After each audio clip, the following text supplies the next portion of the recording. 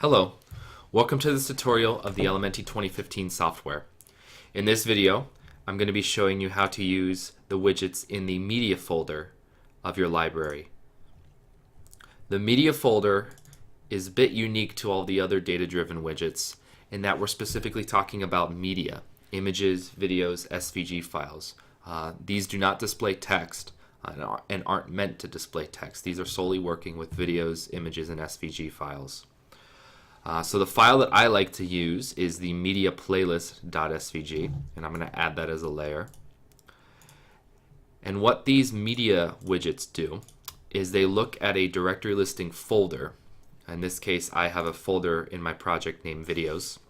You can also use a remote location that is WebDAV enabled. Make sure that it is WebDAV enabled. It is required to show that as a playlist.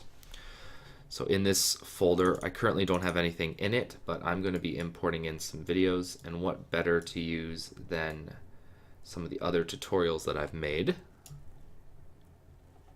So I'm going to import those in, and I've got them in here now. So I'll come back up a folder, and then I'm going to double click on this layer. And in the data source, you're just going to put in the name of the folder. Again, if you're using a remote location, it would be accessible through HTTP or HTTPS. In this case, since this is just local on my PC, or in my project, excuse me, I'm just going to name it videos because that's the folder that I want. And then I'm going to set this to refresh every 2 hours, 2H. And then in the directory listing parser tab, if you need to, you can filter out any other types of file types that you don't want.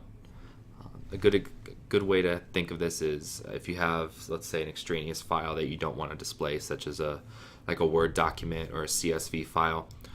If you don't set up a filter, it will try to play that file, and since it's not a video or an image file, you'll see a blank screen, and it'll show up indefinitely. So just to make sure that you don't have any extraneous files that are attempted to be played, you can set a filter here.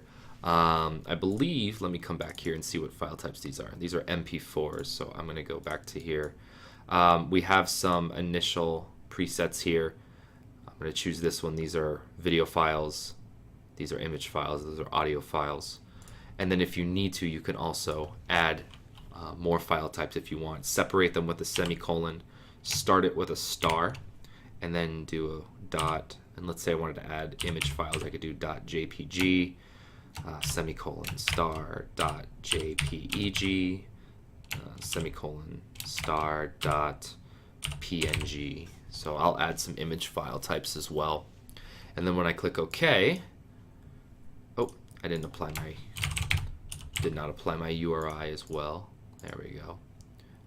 Now I'm starting to see the videos that I've placed in my folder. Once I add or remove files from this folder, this feed widget will automatically update depending on the value that you set in your refresh time, which right now I set it to 2 hours again.